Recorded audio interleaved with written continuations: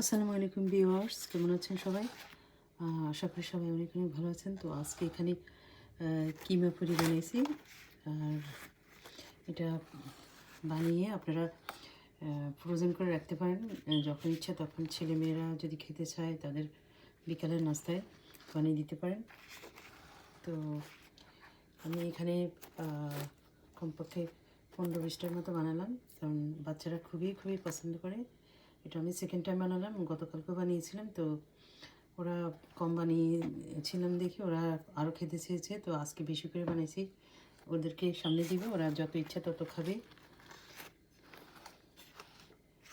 আমি এখানে কিমাগুলোকে সিদ্ধ করে তারপরে গ্রাইন্ডারে গ্রাইন্ড করে তারপরে পেস্ট করে মতো করে দিয়েছি। তো সেভাবে আমি করছি। তো আজকে আমি এখন একটা খুলে দেখাবো আপনাদেরকে।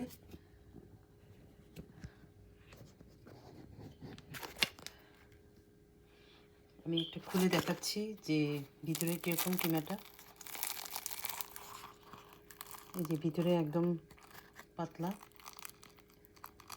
এতে করে দাঁতেও ঢুকবে না, এবং ছোট বড় সবার জন্য এটা পারফেক্ট।